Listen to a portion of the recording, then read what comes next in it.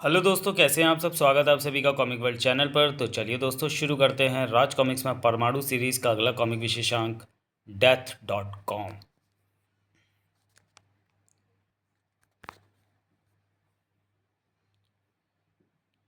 ओ ये क्या, गोले छूटे और हम निशाना बन गए, लेकिन हम फिर भी जिंदा हैं।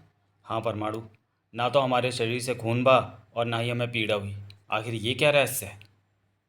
तुम्हें रहस्य तो ज़रूर पता चलेगा, मगर नरक के दरवाजे पर पहुंचकर, जहाँ तुम्हें ह्यूकाम पहुंचाएगा। कंप्यूटर वेबसाइट कंप्यूटर तकनीक का एक ऐसा इस्तेमाल जिसके सहारे न सिर्फ कुछ ही पलों में अपनी जानकारियां विश्व के किसी भी कोने में पहुंचाई जा सकती हैं, बल्कि औरों की जानकारियां भी पलक झपकते हासिल की जा सकती हैं। फिर वह जानकारी चाहे ज्ञान बढ़ाने के लिए हो, मौज करने दोस्त बनाने के लिए हो, या फिर हो मौत बांटने के लिए। ऐसी एक वेबसाइट है death.com। संजय गुप्ता की पेशकर परमाणु और शक्ति का 2 in 1 कॉमिक विशेषांक।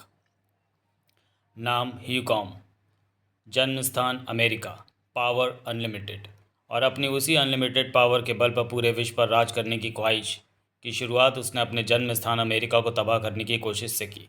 लेकिन उसकी कोशिश सफल हो पाती उससे पहले ही धरती का रक्षक सुपरमैन उसे रोकने आ गया। पर जल्दी ही सुपरमैन को पता चल गया कि ह्यूकॉम को खत्म करना असंभव है। तब सुपरमैन ने ह्यूकॉम को अपनी शक्ति से जमा डाला और फिर सदा के लिए ज़मीन में गाड़ दिया। बाद में सुपरमैन ने एक टीवी इंटरव्यू में बताया कि उसके जीवन में आए सैकड़ों विलेंस में से ह्यूकॉम सबसे ज़्यादा खतरनाक था। उसे किसी भी तरह से ख़त्म नहीं किया जा सकता था।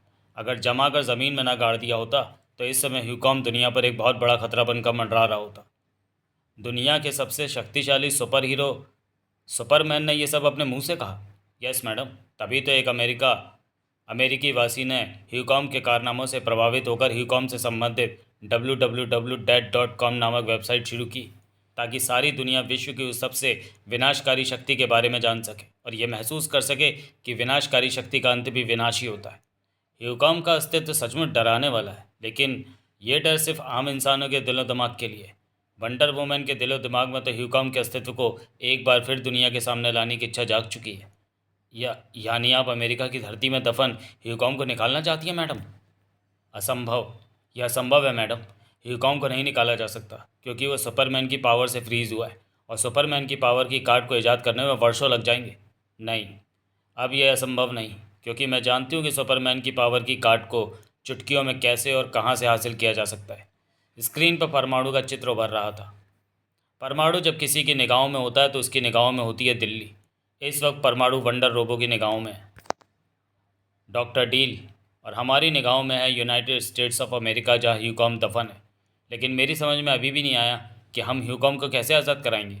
बताती हूँ। दरअसल वंडर रोबो को तुम एक मोबाइल फ़ोन की तरह समझ लो।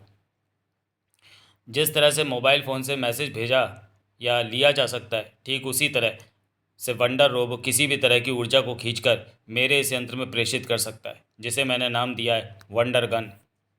दिल्ली में वंडर रोबो अब एनर्जी के एक रूप विद्युत को चूसने का काम शुरू कर चुका है। उसकी भेजी विद्युत वंडर गन में प्रेषित होनी शुरू हो चुकी है, और इस वक्त हम ठीक उस जगह के ऊपर हैं जहाँ दफन है ह्यूकॉम। रोबो द्वारा भेजी विद्युत तरंगों की गर्मी से मैं उस बर्फ़ को पिघलाऊंगी जिसके नीचे ह्यूकॉम दफन है। इधर दिल्ली का एक हिस्सा विद्युत सप्लाई में एक गड़बड़ी से अंधकार में हो चुका था। विद्युत की ये गड़बड़ी अपने आप नहीं हुई है, बल्कि इसे पैदा किया गया है, और इसे पैदा किया उस रोबो ने जो बिजली की तारों पर चलता हुआ यहाँ पहुँचा है। इंस्पेक्टर विनय उस संकट से जूझने के लिए वहाँ पहुँचा था, मगर संकट मामूली नहीं था। उम्मीद यही थी कि इस पर गोलियाँ असर नहीं करेंगी। चूहों से वंडर रोबो लड़ाई नहीं करता। उफ, कौन है ये वंडर रोबो। इसका सामना इंस्पेक्टर विनय के लिए थोड़ा मुश्किल होगा, मगर परमाणु के लिए बिल्कुल भी नहीं। थम जा शैतान वंडर रोबो, इतना तो देख ले कि परमाणु तेरे सिर पर पहुंच गया है। तू मेरे सिर पर और मेरे रूप में मौत तेरे सिर पर पहुंच गई है। रोबो ने परमाणु को कटीली बाड़ पर पटक मारा। उह, तेरी गर्दन तोड़कर तेरे सिर को अभी फुटबॉल मैदान में उछालता हूँ। ये तो सचमुच गर्दन तोड़ देगा। मगर गर्दन टूटने से पहले ही परमाणु की उंगली अपनी बेल्ट का बटन दबा चुकी थी। इसकी पकड़ से छूटने के लिए मुझे खुद को इसके शिकंजे से ट्रांसमिट करना होगा। यह है तो पूरी तरह से रोबो, मगर एक ऐसा रोबो जो अपने प्रतिद्वंदी से बातें कर सकता है और उसकी बातों का उत्तर तक दे सकता है। इसे किसने भेजा है? आखिर ये बिजली की चोरी क्यों करता फिर रहा है? यह बात रोबो अच्छी तरह से जानता था कि उसका उद्देश्य बिजली की चोरी करना नहीं था। मुझे तू लात घूंसों से ख़त्म करने की चीज़ समझकर भारी भूल कर रहा है परमाणु। तेरे पास जो ताकतवर से ताकतवर ताकत है उसका प्रयोग मुझ पर कर, वरना तू मारा जाएगा। अपनी खैर मना। स्क्रिश! परमाणु ने प्रचंड परमाणु ऊर्जा से बने छल्ले वंडर रोबो पर छोड़े। वंडर रोबो जोरदार अट्टहास कर चुका। हा हा हा! अरे यह हंसने क्यों लगा? उसकी हंसी परमाणु के लिए गहरा रहस्य थी, मगर वंडर वुमेन के लिए बिल्कुल भी नहीं, जो डॉक्टर डील के साथ अपने यान से बाहर आ गई थी। डॉक्टर डील, वो देखो, ह्यूकॉम का बर्फ से ढका शरीर उस गड्ढे में दिखने लगा है। मैडम, इसकी आज़ादी बड़ी खतरनाक हो सकती है। हाँ, हो सकती है, लेकिन शायद मेरे लिए नहीं। पर यह अभी तक वंडर रोबो अपने काम को पूरा क्यों नहीं कर पाया? वंडर गन से विद्युत रेंज का मोड चेंज ही नहीं हो रहा। हो गया, मोड चेंज हो गया डॉक्टर डील। अब वंडर गन से परमाणु ऊर्जा आ रही है, यानी वहाँ दिल्ली में वंडर रोबो को रोकने परमाणु आ चुका है और उस पर अपनी परमाणु ऊर्जा बरसा रहा है। हा हा हा! तेरे शरीर को परमाणु ऊर्जा से गर्म करके पिघला डालूंगा। उसकी हंसी अभी तक परमाणु को रहस्य में डाली हुई थी, जबकि परमाणु उस पर जितनी ऊर्जा बरसा रहा था, वंडर वुमन की गन उतनी ही परमाणु ऊर्जा ह्यूकॉम के शरीर पर जमी सुपर आइस को पिघलाने में खर्च कर रही थी। परमाणु सोच भी नहीं पाएगा कि वंडर रोबो पर वह जो परमाणु ऊर्जा बरसा रहा है वह उसके पास से होकर सीधी मेरी वंडर गन में आ रही है, और मेरी वंडर गन से निकलकर वह ह्यूकॉम के इर्द गिर्द जमा बर्फ को पिघला रही है। परमाणु वंडर वुमेन की मदद कर रहा है, और वो भी यहाँ पर आए बिना। परमाणु को भी वंडर रोबो को पिघलाने में दिन में तारे नजर आ गए थे। ये पिघलना शुरू हो गया है, मगर अभी मैं परमाणु ऊर्जा इस पर बरसाना तब तक बंद नहीं करूंगा जब तक ये पूरी तरह से भाप में नहीं बदल जाता। वंडर वुमेन और डॉक्टर डील की आंखें आश्चर्य के साथ फैल रही थीं। देखा, देखा डॉक्टर डील, तुम कह रहे थे सुपर आइस के कवच को हटाना मुश्किल है, मगर वो देखो, बर्फ़ पिघल रही है। बर्फ़ पिघल गई डॉक्टर डील। इधर वंडर रोबो भी पिघल गया। हो गया वंडर रोबो का खेल खत्म। अब मुझे यहाँ से जाना चाहिए, क्योंकि रोबो को खत्म होते ही इंस्पेक्टर विनय की तलाश झाड़ियों में शुरू हो जाएगी। लेकिन ये क्या? मैं उड़ नहीं पा रहा। क्या हुआ? मेरी बेल्ट खराब हो गई क्या? तुम्हारी बेल्ट खराब नहीं हुई परमाणु। परमाणु के मस्तिष्क में गूंजने वाली ये आवाज़ प्रोबॉट की थी। तुम्हारी बेल्ट की परमाणु ऊर्जा खत्म हो गई है। क्या? पर कैसे? क्या मैंने वंडर रोबो पर इतनी ऊर्जा बरसा दी? नहीं, ये नहीं हो सकता। उसका जवाब मैं तुम्हें यहीं पर दूंगा। मैं तुम्हें वहाँ से ट्रांसमिट कर रहा हूँ। जल्दी। तुम्हारी बेल्ट की परमाणु ऊर्जा को चोरी किया गया है। परमाणु और चोरी किया गया परमाणु, और ये चोरी निश्चय ही उसने की है जिससे कुछ देर पहले तुम लड़ रहे थे। दरअसल तुम उस पर परमाणु ऊर्जा की जितनी मात्रा फेंक रहे थे वो उससे ज़्यादा तुम्हारी ऊर्जा को अपनी शक्ति से खींच रहा था। लेकिन चिंता की बात नहीं है, मैं इसे जल्दी ही रिचार्ज कर दूंगा। चिंता का विषय बेल्ट की रिचार्जिंग नहीं, बल्कि ये है कि मेरी बेल्ट से परमाणु शक्ति वंडर रोबो ने क्यों चुराई। ओह, कहीं वो इसलिए तो नहीं हंस रहा था? ज़रूर ऐसे ही था। मैं उसकी चाल को समझ नहीं पाया। लेकिन फ़िलहाल तुम्हें वापस उसी जगह पहुंचना है जहां पर इंस्पेक्टर विनय रोबो के प्रहार से झाड़ियों में जा गिरा था। मैंने तुम्हारी बेल्ट को रिचार्ज कर दिया। जल्दी करो, क्योंकि तुम्हारी तलाश शुरू हो चुकी है। तुम्हारा वहाँ इंस्पेक्टर विनय के रूप में मिलना बहुत ज़रूरी है। परमाणु उड़ गया। कुछ ना कुछ गड़बड़ ज़रूर है। मेरी छठी इंद्री मुझे किसी खतरे का आभास करा रही है। वंडर रोबो ने मेरी ऊर्जा को क्यों चुराया? इतनी ऊर्जा को उसने अपने अंदर स्टोर कहाँ किया होगा? और स्टोर किया भी होगा तो उसके पूरे शरीर को तो मैंने मोम की तरह पिघला दिया था। शायद जल्दी ही मेरी मुलाकात किसी खतरनाक अपराधी से होने वाली है, मगर किससे, ये कहना मुश्किल है। सर, आप ठीक तो है ना? हाँ, अब ठीक हूँ। आपको नहीं पता सर, अब सब कुछ ठीक है। परमाणु ने वंडर रोबो को ख़त्म कर दिया है। लेकिन सब कुछ ठीक ही तो नहीं था। ह्यूकॉम को हमने आज़ाद कर लिया। हाँ मैडम, लेकिन ये धरती से बाहर आ गया है। ये बात अमेरिका में किसी को पता नहीं लगनी चाहिए, नहीं तो आपके लिए मुसीबत खड़ी हो जाएगी। सारी दुनिया आपके खिलाफ उठ खड़ी होगी। चिंता मत करो डॉक्टर डील, किसी को इसकी भनक भी लग पाए उससे पहले ही वंडर वुमेन ह्यूकॉम को लेकर वापस इंडिया में स्थित अपने अड्डे पर पहुंच जाएगी। नाइट्रोजन के शीत प्रभाव ने ह्यूकॉम के मस्तिष्क को सुप्त अवस्था में पहुंचा दिया है, मगर इनक्यूबेटर की गर्मी उसके सुप्त मस्तिष्क को जगा देगी और ह्यूकॉम की शीत निद्रा भंग हो जाएगी। देखो, वो होश में आ रहा है। शैतान होश में आ रहा है। वही ह्यूकॉम होश में आ रहा है जिसने सुपरमैन की भी नाक में दम कर दिया था। वेलकम ह्यूकॉम, वेलकम। नए जीवन के साथ साथ इस नई दुनिया में पर्दापड़ के लिए वंडर वुमेन तुम्हें मुबारकबाद देती है। कमाल है, ये अमेरिकी है फिर भी इसे हिंदी बोलने में मुश्किल नहीं हो रही। इसमें कुछ भी मुश्किल नहीं। इसमें कुछ भी मुश्किल नहीं। मेरे मस्तिष्क में लगी सुपर अमेजिंग चिप एक पल में मुझे संसार की हर भाषा का ज्ञान करा देती है। वाह, इंटरेस्टिंग। इससे भी ज़्यादा इंटरेस्टिंग ये है मैडम कि ह्यूकॉम को खाली बैठने की आदत नहीं। मुझे काम बताइए। काम? हाँ, काम ज़रूर ज़रूर। तुम्हें भारत की सबसे सुरक्षित काला पानी नामक जेल में जाना है और वहाँ वहाँ तुम्हारा शिकार होगा प्रोफेसर रंगनाथन। वंडर वुमैन ह्यूकॉम को काला पानी भेजने का अपना उद्देश्य बता रही थी, लेकिन काला पानी जेल पहुंचने के लिए कोई और भी बेताब था। शिप्रा, तुम यहाँ? हाँ, मैं यहाँ, लेकिन तुम मुझे देखकर ऐसे चौंक क्यों गए, जैसे मैं ना होकर चुड़ैल हूँ? चुड़ैल आई होती तो मैं शायद इतना नहीं चौंकता, क्योंकि चुड़ैल थोड़ा बहुत खून चूस कर छोड़ देती। लेकिन तुम तो मेरा भेजा खाए बिना मुझे नहीं छोड़ने वाली। अगर तुम्हारा भेजा खाने के लिए मुझे नॉन वेजिटेरियन होना भी पड़े तो ये काम मैं आज नहीं करने वाली, क्योंकि आज मुझे तुमसे बहुत ज़रूरी काम है। काम? मुझसे? जी हाँ, मुझे काला पानी जेल जाना है और तुम मुझे वहाँ लेकर जाओगे। बिल्कुल ले जाऊँगा, लेकिन ऐसे नहीं। पहले सड़क पर जाकर 2-4 आदमियों का मुंह नोचो, 8-10 का सिर फोड़ो, फिर मैं आकर तुम्हें गिरफ्तार करूँगा और फिर अदालत में पेश करके तुम्हारे हाथों में हथकड़ी पहनाकर तुम्हें काला पानी जेल ले जाऊँगा। जिस दिन इस तरह काला पानी जाने का विचार होगा उस दिन मैं तुम्हारे ही मुंह नोचूंगी और तुम्हारे ही सिर फोड़ूंगी। लेकिन फ़िलहाल तो मैं तुम्हारे साथ शान से चलकर काला पानी जाना चाहती हूँ। मेरा दिमाग ख़राब नहीं हुआ है जो मैं तुम्हें वहाँ लेकर जाऊँगा। फूटो यहाँ से और मुझे अपना काम करने दो। मैं जानती थी तुम ऐसे ही कहोगे, इसलिए मैं गृह सचिव जी से अपने लिए जेल में प्रवेश करने का एक अथॉरिटी लेटर और तुम्हारे लिए एक आदेश पत्र लेकर आई हूँ। पढ़ लो इसे और जल्दी से मेरे साथ चलने की तैयारी करो। अरे, तुमने पहले क्यों नहीं बताया कि तुम किसी उद्देश्य के लिए वहाँ जाना चाहती हो? और वो सब बच्चे कहाँ हैं? मेरे साथ चलो तो मैं उनसे मिलवाती हूँ। इंस्पेक्टर विनय को लेकर शिप्रा जल्दी होटल के एक कमरे में पहुंची और इंस्पेक्टर विनय, ये हैं वो बच्चे जिन्हें देश भर से मैंने इकट्ठा किया है। और डियर चिल्ड्रन, ये हैं इंस्पेक्टर विनय, ये भी हमारे साथ काला पानी चलेंगे। वेलकम। Hello hello. विनय, देश भर से चुने गए ये वो बच्चे हैं जिनके माता पिता या भाई बहन या दूसरे ऐसे रिश्तेदार जिन पर इनका दायित्व है गंभीर जानलेवा रोगों जैसे कैंसर, एड्स, हीमोफीलिया, हेपेटाइटिस इत्यादि से ग्रस्त हैं। 1 साल पहले मानव जीवन संरचना का ताला खोलने वाले विश्व के प्रथम वैज्ञानिक प्रोफेसर रंगनाथन ही थे। उन्होंने मनुष्य शरीर की रचना, प्रकृति और गुण दोषों को निर्धारित करने वाले जीन समूह का पूरा नक्शा उतारने में महत्वपूर्ण कामयाबी हासिल की थी। संक्षेप में उन्होंने बताया कि जीन वह किताब है जिसके पन्नों पर वैज्ञानिक भाषा में ये लिखा है कि किसी व्यक्ति को किन कारणों से अच्छा या खराब बनाया है, अथवा कोई स्वस्थ या बीमार क्यों है। ये जान लेने के बाद किसी मनुष्य को बीमारी से छुटकारा दिलाना या उसे बीमार बनाना भी विज्ञान के लिए संभव हो जाएगा, क्योंकि उस सूरत में गड़बड़ी पैदा करने वाले या कहें कि बीमार जीन को संशोधित कर, ठीक करके या बदल कर उस बीमारी का स्थायी इलाज किया जा सकता है। मगर इसे मानव जाति का दुर्भाग्य कहना होगा विनय कि इससे पहले ही प्रोफेसर रंगनाथन अपनी इस खोज का संपूर्ण विवरण दुनिया को दे पाते, उन्हें अपनी इस खोज को बंद कर देने की धमकियां दी जाने लगी। शायद कुछ विकसित देश नहीं चाहते थे कि जीवन का रहस्य खोलने वाले वैज्ञानिक भारतीयों, मगर उन्होंने हिम्मत नहीं हारी। और फिर एक दिन उनकी पत्नी और दोनों बच्चों की निशंस हत्याओं ने उन्हें स्तब्ध कर दिया। वंडर वुमैन ह्यूकॉम को प्रोफेसर रंगनाथन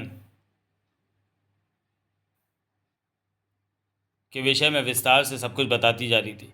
यह हत्याएं मेरे इशारे पर की गई थी ह्यूकॉम, क्योंकि प्रोफेसर रंगनाथन ने अपनी इस अद्भुत खोज को मुझे देने से मना कर दिया था।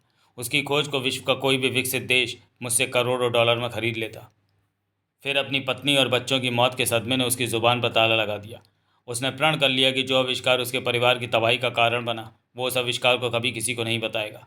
प्रोफेसर को मैं ख़त्म नहीं कर सकती थी, क्योंकि मेरी नब्ज़ उस आविष्कार के रूप में उसके हाथ में थी, जो उन्होंने नष्ट तो नहीं किया था पर कहीं छिपा दिया था।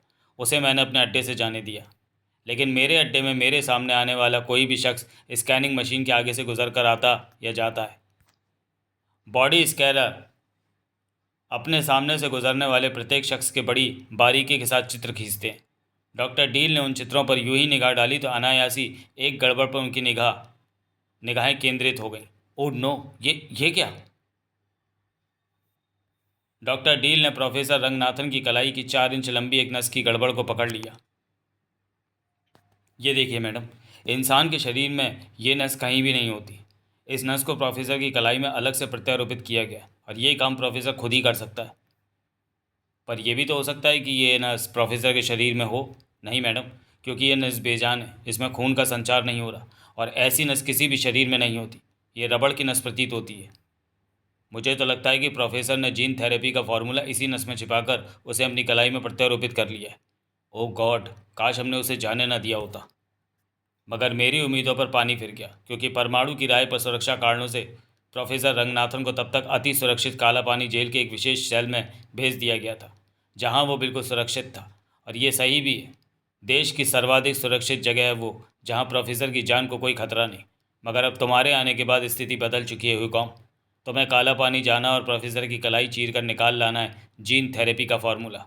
ज़रूर, क्योंकि दुनिया की कोई भी सुरक्षा व्यवस्था ह्यूकॉम के आगे टिक नहीं सकती। उद्देश्य नेक था। विनय को शिप्रा व बच्चों के दल के साथ काला पानी जेल पहुंचना ही पड़ा।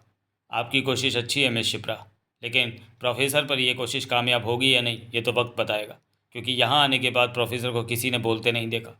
मैं आपकी प्रोफेसर साहब के साथ मिलने की व्यवस्था करवाता हूँ, लेकिन ह्यूकॉम को प्रोफेसर से मिलने की व्यवस्था खुद करनी थी। तो ये है काला पानी, जिसे इसकी सुरक्षा व्यवस्थाओं के कारण आज तक कोई कैदी ब्रेक नहीं कर पाया।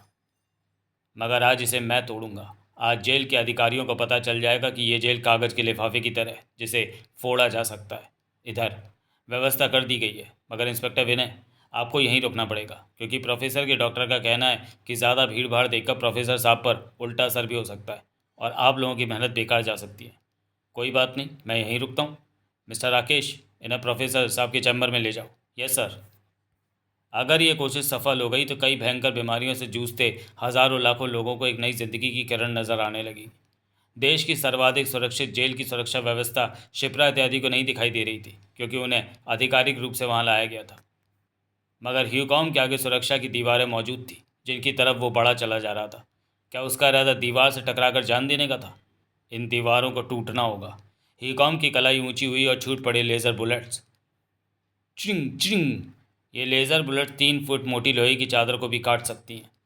लेज़र बुलेट्स ने दीवार के उतने बड़े हिस्से को काट दिया जितने से मैं उसे तोड़कर आसानी से अंदर जा सकता हूँ। दृश्य ऐसा था कि सिक्योरिटी गार्ड के पांव तले जमीन खिसक गई थी। ये दीवार को फोड़कर अंदर कैसे आ गया? फायर! बरसाओ, खूब गोलियां बरसाओ। ह्यूकॉम के चारों ओर इस वक्त लेज़र रेस का ऐसा जाल बिछा हुआ है कि तुम्हारी गोलियां मेरे शरीर से टकराने से पहले ही मोम की तरह पिघल जाएंगी।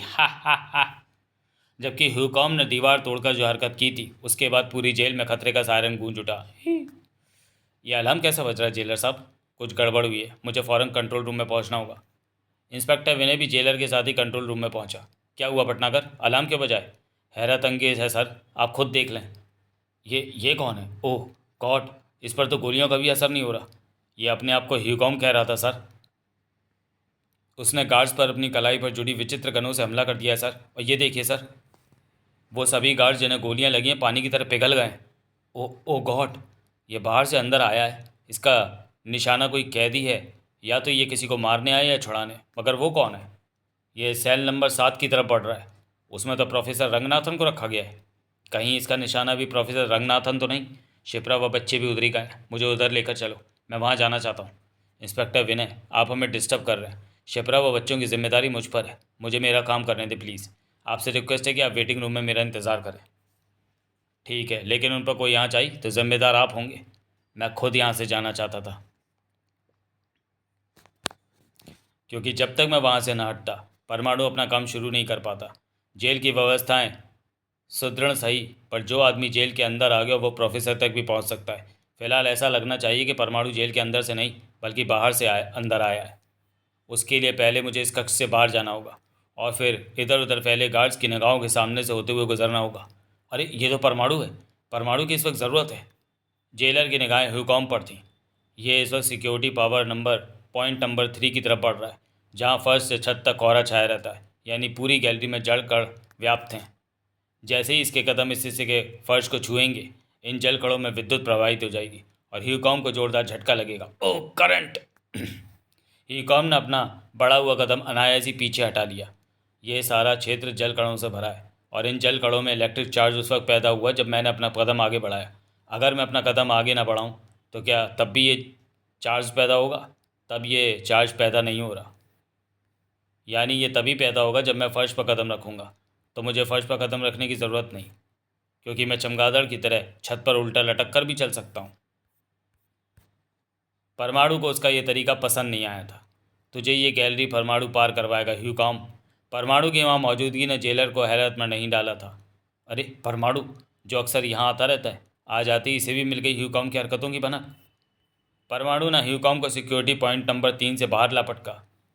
यहाँ कैदी पुलिस या मेरे संरक्षण में लाए जाते हैं, मगर तू खुद ही चला आया। अब आ ही गया है तो तुझे मैं बाहर नहीं जाने दूंगा, लेकिन उससे पहले तुझे बताना होगा कि तुझे किसने भेजा है। ह्यूकॉम से कोई सवाल पूछने के लायक नहीं रहता परमाणु, क्योंकि ह्यूकॉम की लेज़र बुलेट्स उसे खुद एक सवाल बना देती हैं। चिंग चिंग चिंग। इसकी घातक लेज़र बुलेट से मुझे खुद को बचाना होगा। साथ ही परमाणु रिंग्स के प्रहार से इसकी अकल भी दुरुस्त करनी होगी। हालांकि ह्यूकॉम का हल्का सा धक्का ही लगा था, लेकिन परमाणु ने यह पल गंवाया नहीं। परमाणु ने बाज की तरह झपट कर उसकी कलाई से लेज़र गनों को मुट्ठी में भींच कर नष्ट कर दिया। तेरा एक हथियार तो कम हुआ। ह्यूकॉम को खुद हथियार ही है परमाणु, देख नमूना। उफ, मेरा पूरा शरीर झंझना रहा है।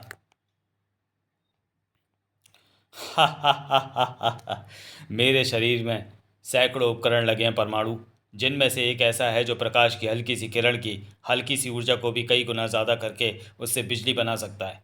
और इस वक्त उसी विद्युत के झटके का शिकार हो रहा है। अब यह विद्युत तेरा काम तमाम करके ही बननी बंद होगी।